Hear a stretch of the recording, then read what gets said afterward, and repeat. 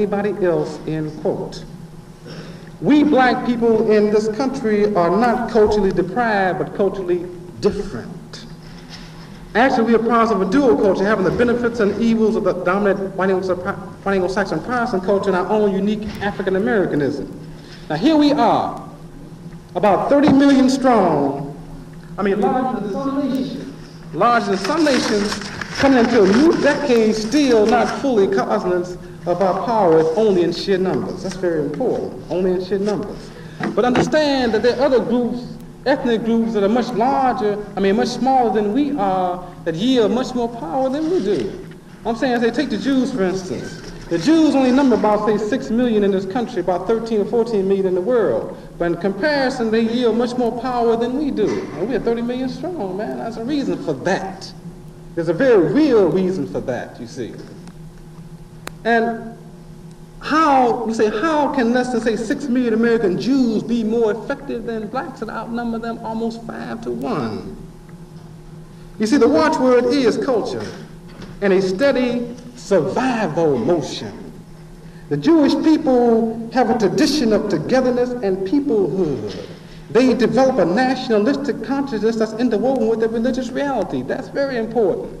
They develop a nationalistic consciousness that's interwoven with the religious reality. That means when they're studying their holy scriptures, they're also studying who their enemies are. You see what I mean? That's very important.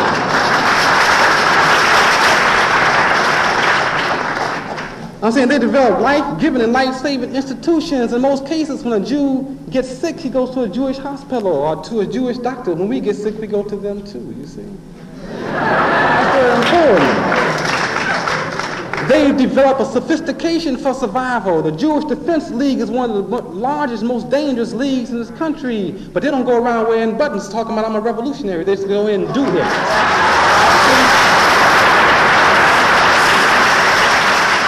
And another thing, every time you look up, you don't see them on television. They don't go on no TV, Jim. But the point is, when Papadou came to Chicago, they had him down there tied up 10,000 strong. 10,000 strong. They ain't jiving, man. They're for real. Because they understand that genocide was almost committed on them once before, and it ain't going to happen again. It's not going to happen again. They understand that a nationalistic consciousness is definitely important. We need that. The point is that we are organized. We're organized. You know, we got the churches. We got churches all over the country. If love was power, we rule the world. But we have not developed any type of sophistication. We have not interwoven in all that spirituality a need for survival, a need for defense. They developed a sophistication for survival. Now, if a Jew hates you, you never know it. If he plans to kill you, you know even less. That's sophistication. They recognized years ago that Mission Impossible and James Bond are for real, and as you know, Mission Impossible is even realer with Greg Morris on it. So how does one compete against such impossible odds without inviting suicide? We say it's difficult, but simple. You become that nation within a nation. You create and sustain your own identity. In effect, you see, Jewish teachers teach Jewish children, especially at the primary levels. That's important, huh? That's very important because, see, not coming to different cities, and in a lot of cases, sisters be bringing, young brothers and sisters in from the inner city, but you know what I see most of the time? White girls bringing young brothers and sisters in to hear me. That's very important. I'm saying that they take the time to work with young blacks, with sisters out here doing what they consider much more important than that. Now, I'm not going to argue the merits, of that, but I'm saying that especially dealing with young sisters, we need black women to do that. And dealing with black, young black men, especially 12 on up, we need black men to do that. But then again, there's no glory in doing that type of work, is there now? You know that. But the point is, that's building that nation. That's building that sophistication for survival. It's going to guarantee our survival. Okay, so we say Jewish teachers teach Jewish children, especially in the primary levels. Jewish doctors administer aid to Jewish patients, and on. And each sector in that community continuously draw on that sector to guarantee their survival. Now, elsewhere I said that if all you're exposed to is Charlie Chan, you can have a Charlie Chan mentality. We know that. A better example is Tarzan. Remember him? Now, he grew out of one man's imagination.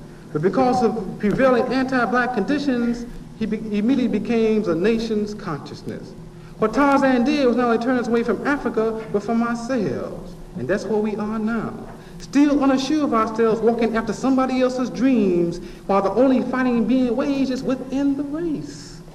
You see, the killing of each other is not a test for manhood, but manhood has not been defined, and our survival will ultimately be determined by the will or non-will of black men. It will not be an overnight process. And we see that our most important asset is the next and present generation of black college students, you. But wait a minute now. Wait 1 minute. Stop. I mean, black students, say, after winter vacation on his way back to school, I guess University of America. Now, I wouldn't notice his brother, but he was dressed rather oddly. It's at O'Hare Field in Chicago. I guess he was a part of the jet set. Now, along with all the 5-inch natural, he had an Indian headband around his forehead with a gold earring in his left ear and a black tiki hung around his neck, partially hid on a red and green scarf that loosely covered an orange dashiki that housed a black turtleneck sweater.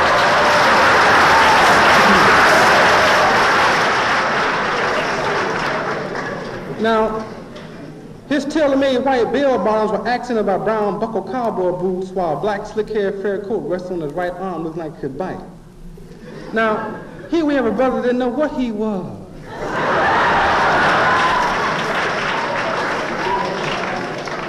An international nigger. You name it, he'll be a part of it. Now, as I approached him, his first words after "what's happening, baby," were, "Do you smoke, bro?" Now, of course, my answer to that is, bro, about the strongest thing I smoke is that air out there that's about to do us in. But stop, wait a minute. I mean, time is not new. It must be on our side. We still alive. I mean, send young black brothers and sisters to college, and they come home Greeks.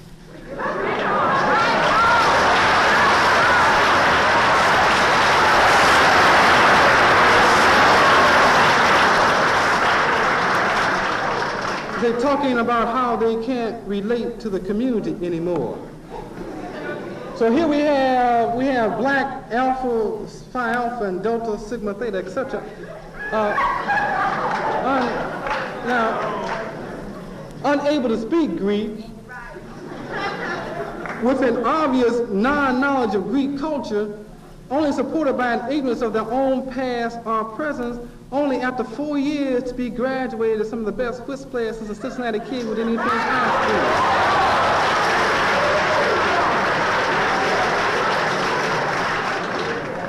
Now you see, today's black college student falls into 2 categories, just two. One, the serious, and 2, the unserious. Now, by the unserious, I mean the lesser but growing portion of black students who attend today's university with the attitude that they're students and nothing else. Whereas being a student implies superficial intellectuality that borders on hipness, that is, being hip enough to quote all the current writers to impress those who are impressed by that. I mean, very little studying, that's for squares, you're a brain anyhow. A whole lot of partying with the 3 hours of reading, writing, and arithmetic being replaced with ripple, reefer, and rapping. And the possession of the attitude that I got mine, you get yours, or every man for himself. You know, as black people in this country, we're the only individualists, man. We're the only ones, everybody else stick together. Everybody else stick together.